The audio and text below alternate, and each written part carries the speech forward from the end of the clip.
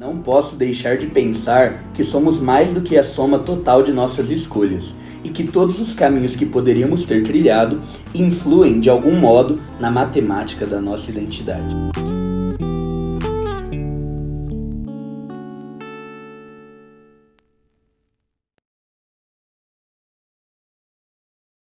Fala pessoal, eu sou o Rony do Cabeceira, aqui na minha primeira resenha desse nosso ano de 2022. Então, primeiramente, feliz ano novo e bora com a gente para mais um ano incrível, repleto de conteúdos que a gente está aqui desde já pensando justamente para vocês a respeito de várias indicações literárias. E hoje eu vou começar falando sobre esse livro que eu ganhei da Lívia, beijo Lívia, minha prima, que me presenteou no nosso amigo secreto, que você já deve ter acompanhado, mas se não, recomendo fortemente que você clique aqui no link que a gente vai deixar aqui nos cards e assista. Mas sem mais delongas, o livro que eu vou resenhar hoje se chama Matéria Escura, do autor Blake Crouch. Essa edição aqui que eu tenho desse livro, edição lindíssima inclusive, que eu super recomendo, foi lançada pela Intrínseca em 2016. A Intrínseca, para quem não sabe, ela é uma editora que ela vive pegando esses livrinhos que ficam hypados aí mundo afora e traduzindo exclusivamente, né, aqui pro Brasil e trazendo pra gente essas edições. Provavelmente você não vai encontrar mais nenhuma edição desse livro traduzida em português. Além de Matéria Escura, a Intrínseca também tem Recursão, do mesmo autor, e acabou de lançar Forward, que é um livro de contos. Blake Crouch é um autor que ainda está vivo, né? Ou seja, os livros eles estão sendo lançados. O cara tem tipo 40 anos de idade, eu acho, por aí, hoje em dia. Um autor contemporâneo, né? Um autor contemporâneo. É um autor contemporâneo. E os seus livros todos são de ficção científica. Cara, ela chapou com o que são, né? Esqueci, não! Eu não ia falar nada, mas ficou... Eu vi pela cara da Lívia. Ficção, gente! Inclusive, eu tô muito feliz por fazer a primeira resenha de ficção científica aqui do nosso canal. Eu amo livros de ficção científica e especialmente os do Blake Crouch são muito bons. Tanto Matéria Escura quanto Recursão. Eu não li o novo que saiu agora em novembro de 2021, é super recente, pelo menos a tradução, né, pela Intrínseca. Mas esses dois aqui que eu li, ambos hyparam muito, inclusive o meu interesse por esses livros foi justamente porque vários booktubers aí que eu sigo falavam bem, várias pessoas, assim, hypou bastante na internet esses livros aqui, e ambos seguem mais ou menos um padrãozinho. Eu não sei explicar o certo, porque cada um vai falar de matemática. Recursão ele vai falar sobre viagem no tempo, e Matéria Escura vai falar sobre multiverso. Então cada um tem uma temática, mas mesmo assim ele segue um padrão. E eu falo que Blake Crouch tem tipo um padrãozinho, uma formulinha para suas escritas, porque todos os seus capítulos eles terminam com um cliffhanger. São aquelas histórias que terminam com o capítulo assim, chamando, tipo, quase obrigando você, mero leitor, a continuar, porque terminam com vários plot twists. Inclusive isso foi uma característica muito marcante desse livro pra mim. Parece que a cada 10 páginas tinha um novo plot twist. E aí você fala, nossa, calmou, agora as coisas vão começar a só andar, assim. Mas não, do nada outra reviravolta. E você pensa que a coisa é uma coisa, mas na verdade a coisa não é uma coisa, porque a coisa é outra coisa. E enfim, é um livro muito doido, muito legal, pura ação. Então assim, você que gosta desse tipo de livro que nasceu pra virar um filmão, você vai gostar desse livro, que não é um filme, é um livro. E é muito bom. Sem mais delongas, vamos para o enredo. Aqui a gente vai acompanhar a vida de Jason Dessin. Ele é um físico quântico meio frustrado, assim. Não frustrado, mas um físico quântico bem medíocre. O cara ele já foi muito promissor em sua vida, em sua carreira, né? Várias das pessoas que o conheceram ali enquanto ele fazia faculdade ou enquanto ele trabalhava mesmo no seu projeto, via um futuro brilhante pro cara dentro da ciência, e em um determinado momento da sua vida ele optou por abandonar isso tudo e se tornar simplesmente um professor universitário para poder ali construir a sua família. E a gente já começa o livro com Jason Dessin 15 anos após essa mudança aí, essa decisão que ele tomou de abandonar a ciência, e mais um dia comum da sua da sua vida numa quinta-feira. Ele começa aqui falando que as quintas-feiras são os dias da família. Então ele... Para de me olhar. É que eu achei legal. Mas Quinta-feira é o dia da família. Olha como começa, Lívia. Adoro as noites de quinta-feira. Parecem suspensas no tempo. É uma tradição nossa, só nós três, a noite em família. Ele começa falando justamente que quinta-feira é a noite em família ali. E era justamente nesse ponto que a história toda começa. Tá Jason, a sua esposa Daniela e seu filho Charlie juntos ali preparando o jantar. Vamos lá, Daniela, ela era uma artista que, assim como Jason, era muito promissora em seu meio. Desde muito nova, vários dos seus trabalhos eram expostos ali em galerias, né, em Chicago, que é onde eles moram e onde toda a história vai se passar. Ali, Daniela também, assim como Jason, faz uma renúncia da sua carreira profissional em prol da família. E o seu filho Charlie é um adolescente ali com quase 14 anos, quase 15 anos, desculpa, já com 14. E ele gosta muito de desenhar, ele puxou esse lado artístico da sua mãe, mas também é uma criança muito inteligente, assim como o pai.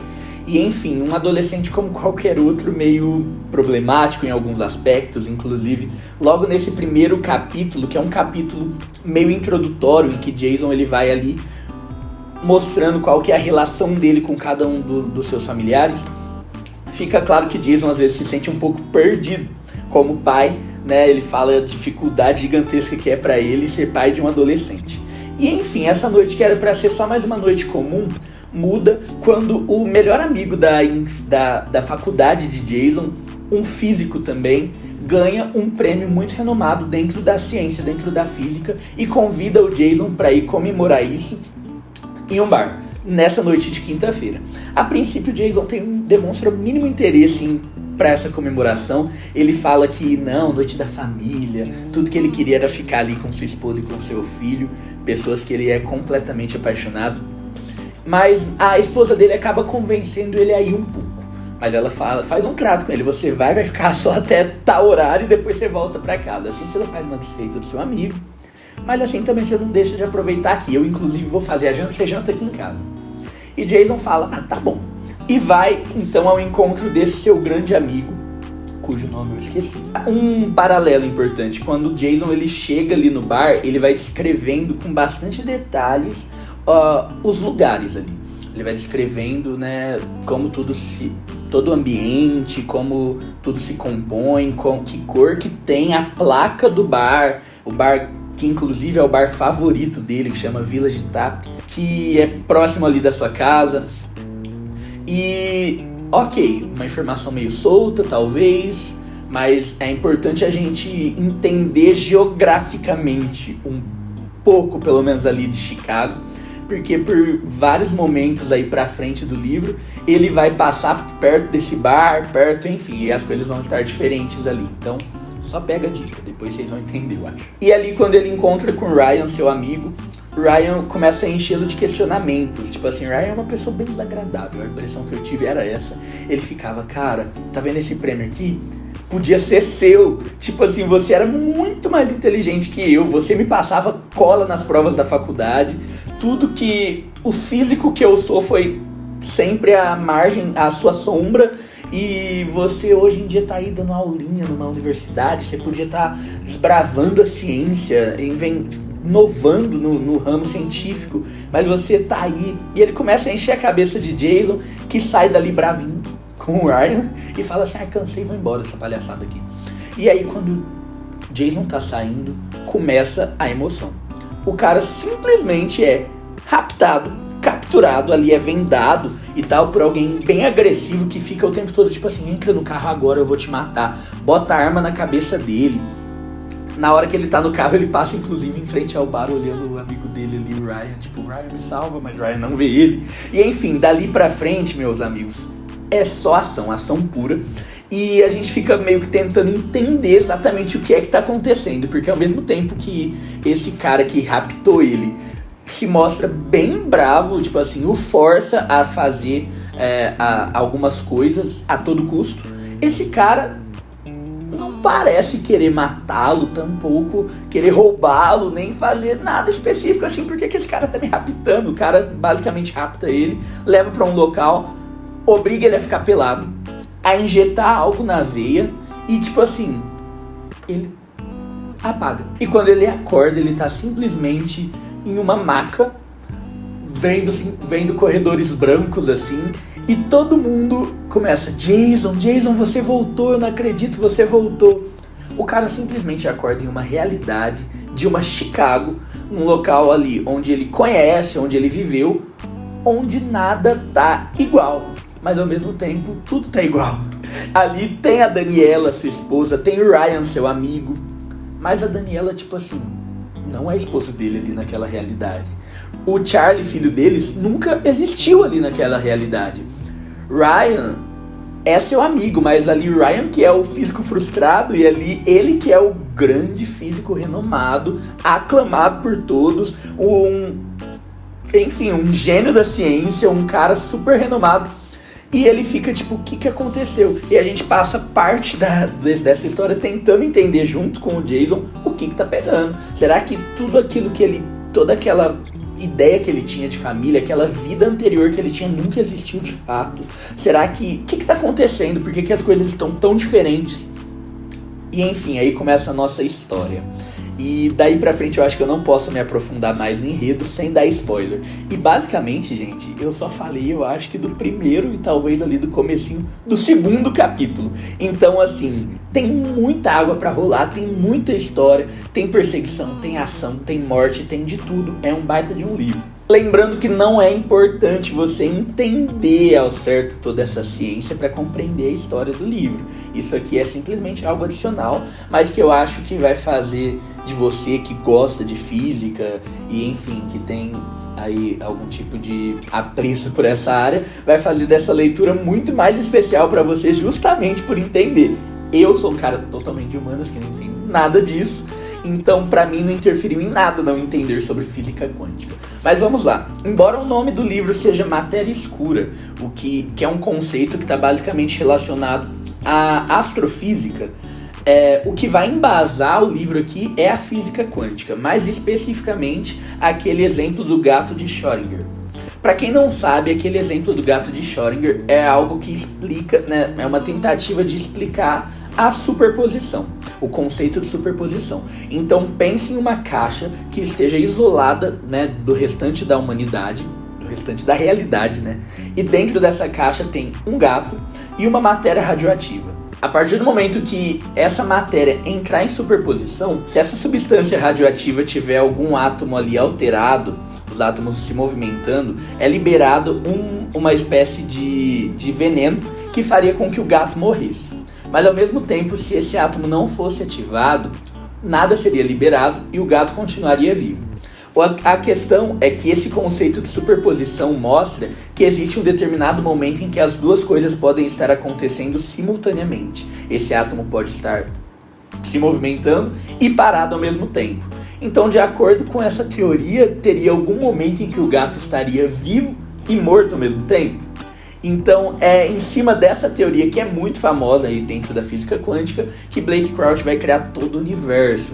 E uma terceira e última coisa que eu gostaria de falar a respeito desse livro é a questão moral dele, né? A história, assim, eu acho que o ensinamento que ele quis passar, não sei, mas algo que eu senti bastante ao ler esse livro, que vai falar sobre as nossas escolhas. Porque Jason Dessen fez em um momento da sua vida a escolha de deixar de lado a sua carreira para se voltar para sua família. E aqui, quando ele acorda nesse novo mundo, ele se vê em um universo onde ele não estabeleceu uma família, mas onde a sua carreira está no ápice. E ali ele tem a oportunidade de trocar a sua vida por essa. E vai falar muito sobre isso, sobre esse preço que a gente paga, às vezes, deixando de lado a nossa carreira, ou não deixando de lado, mas priorizando algumas coisas sobre outras. E foi basicamente isso que Jason Dessen fez, e o livro todo ele vai ficar lutando para tentar voltar à sua família, aquela realidade onde a sua família existia com ele, e que ele era simplesmente um físico medíocre, porque essa é a realidade que ele escolheu para si. Inclusive, algo que fala aqui na contracapa do livro, muito interessante. Você é feliz com a vida que tem? Então, essa talvez é a pergunta por detrás desse livro todo.